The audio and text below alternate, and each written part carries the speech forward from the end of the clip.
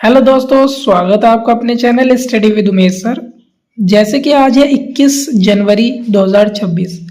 21 जनवरी 2026 से जितने भी करंट अफेयर्स के क्वेश्चन बन सकते हैं उसको आज हम डिस्कस करेंगे और साथ ही साथ इसके फैक्ट भी चेक करेंगे। और इस वीडियो के लास्ट में मैं आपसे एक क्वेश्चन पूछूंगा जिसका जवाब आपको कमेंट बॉक्स में देना है। तो ज़्यादा देर ना लगाते हुए चलिएगा क्लास को स्टार्ट करते हैं। आपके सामने पहला क्वेश्चन कुछ इस तरह से है। हाल ही में राष्ट्रीय पेंगुइन दिवस कब मनाया गया है? तो बात करते हैं प्रत्येक वर्ष हर साल 20 जनवरी को राष्ट्रीय पेंगुइन दिवस मनाया जाता है। इसका मेन मोटिव जो है, उद्देश्य जो है, पेंगुइन प्रजातियों और उनके प्राकृतिक आवासों के संरक्षण के प्रति जागरूकता को बढ़ाना है। ठीक है, तो प्रत्येक वर्ष 20 जनवरी को राष्ट्रीय पेंगुइन दिवस मनाया जाता है। इस क्वेश्चन का ऑप्शन नंबर बी जो है वो आपका करेक्ट आंसर हो जाएगा। चलिएगा नेक्स्ट क्वेश्चन देख लेते हैं। चलिएगा अब जनवरी 2026 के जो इंपॉर्टेंट डेज हैं जनवरी के वो हम डिस्कस कर लेते हैं। तो 1 जनवरी की बात करें तो वैश्विक परिवार दिवस, 2 जनवरी विश्व अंतर्मुखी दिवस, 3 जनवरी राष्ट्रीय मन शरीर कल्याण दिवस, 4 जनवरी विश्व ब्रेल दिवस, 5 जनवरी राष्ट्रीय पक्षी दिवस, 6 जनवरी राष्ट्रीय सिद्ध दिवस, विश्व युद्ध अनाथ दिवस, 8 जनवरी पृथ्वी घूर्णन दिवस, 9 जनवरी प्रवासी भारतीय दिवस, 10 जनवरी विश्व हिंदी दिवस, 12 जनवरी राष्ट्रीय युवा दिवस, 15 जनवरी भारतीय सेना दिवस, 16 जनवरी राष्ट्रीय नेशनल या राष्ट्रीय स्टार्टअप दिवस मनाया जाता है, 19 जनवरी को कोक बोरोक दिवस, 20 जनवरी पेंगुइन जागरूकता दिवस, 21 जनवरी मणिपुर, मेघालय और त्रिपुरा की स्थापना दिवस, 23 जनवरी पराक्रम दिवस, 24 जनवरी राष्ट्रीय बालिका दिवस, 25 जनवरी राष्ट्रीय मतदाता दिवस, 26 जनवरी गणतंत्र दिवस और अंतर्राष्ट्रीय सीमा शुल्क दिवस, 27 जनवरी अंतर्राष्ट्रीय प्रलय स्मरण दिवस। ये थे आपके जनवरी 1 जनवरी से लेकर 31 जनवरी के बीच जितने भी इंपॉर्टेंट डेज आते हैं वो आपके सारे क्वेश्चन इसके अंदर हो गए हैं कंप्लीट। ठीक है, चलिएगा नेक्स्ट क्वेश्चन देख लेते हैं।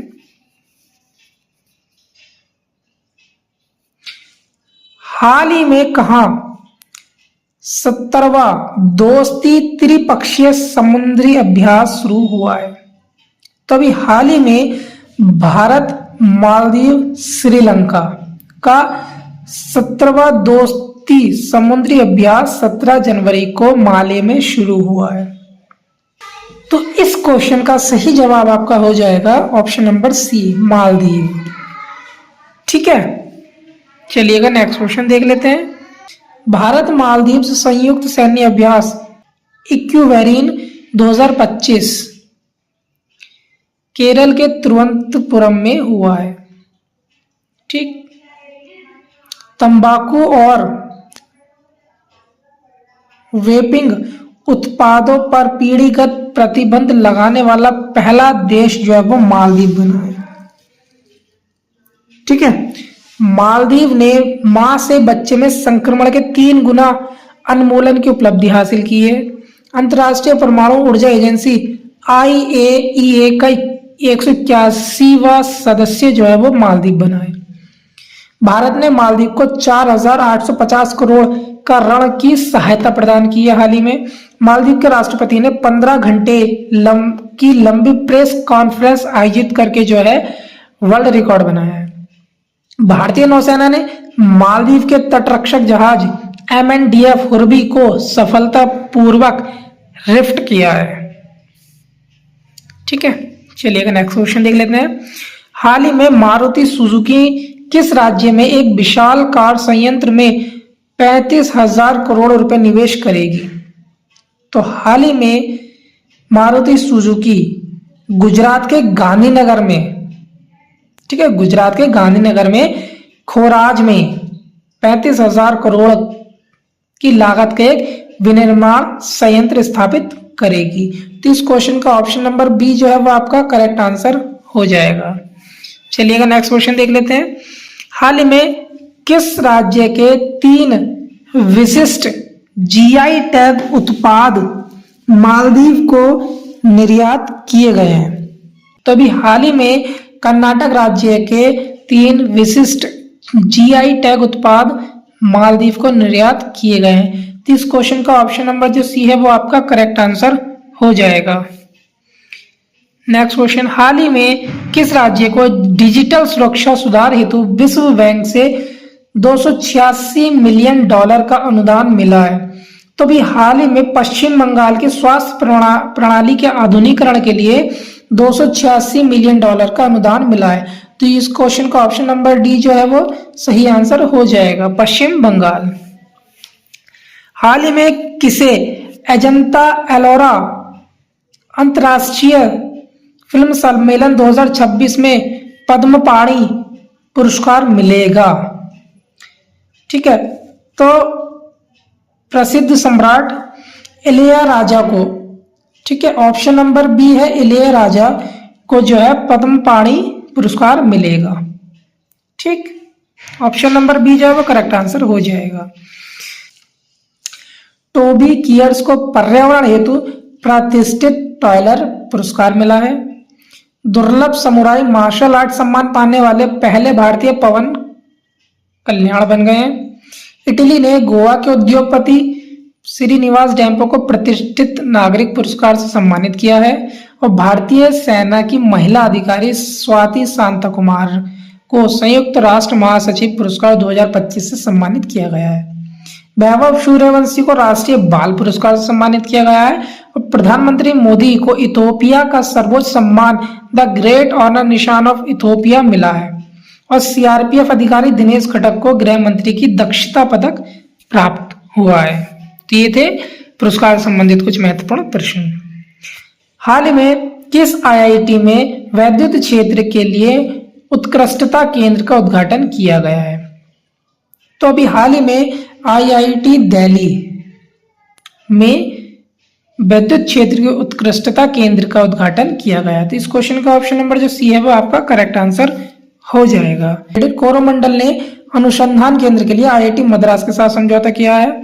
मैती ने आईआईटी मद्रास में परम शक्ति सुपर कंप्यूटिंग सुविधा शुरू की है। और दिल्ली सरकार आईआईटी कानपुर के सहयोग से एआई आधारित शिकायत निवारण प्रणाली शुरू करेगी। आईआईटी पटना ने रिसर्च को बढ़ावा देने के लिए सुपर कंप्यूटर लॉन्च किया है।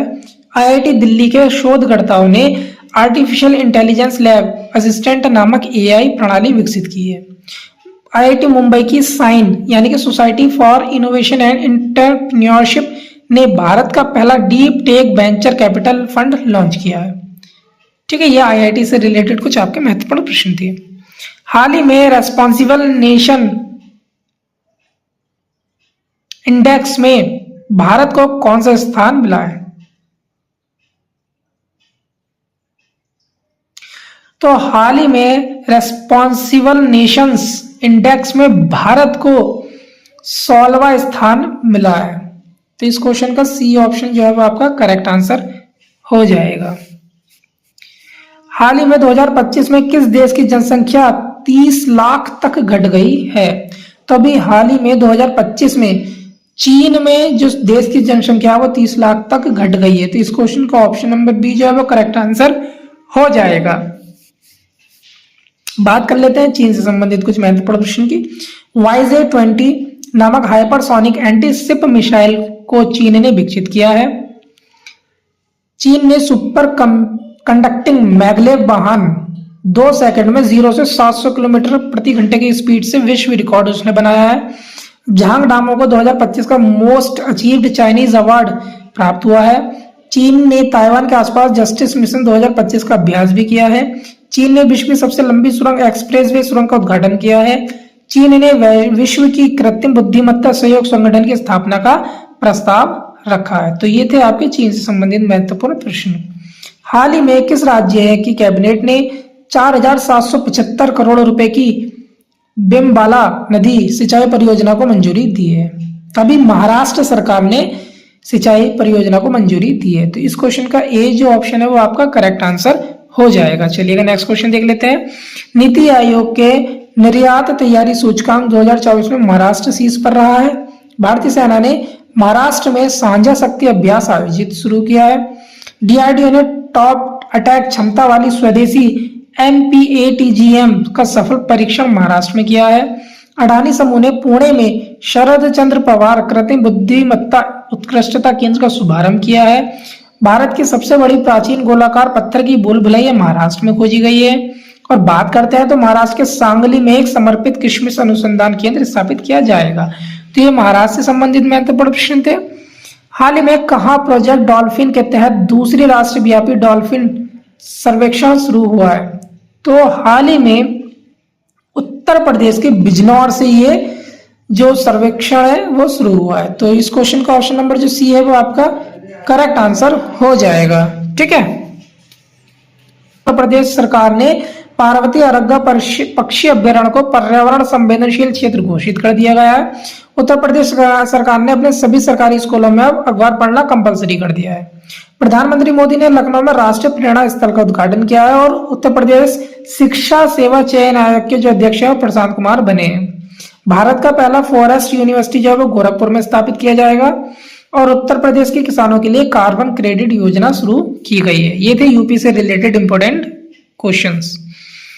चलिएगा, हाल ही में किस टीम ने पहली बार विजय हजारे ट्रॉफी जीती है? तो हाल ही में विदर्भ ने पहली बार विजय हजारे ट्रॉफी जीती है। ये क्रिकेट से रिलेटेड होती है। इस क्वेश्चन का ऑप्शन नंबर बी जो है वो आपका करेक्ट आंसर हो जाएगा।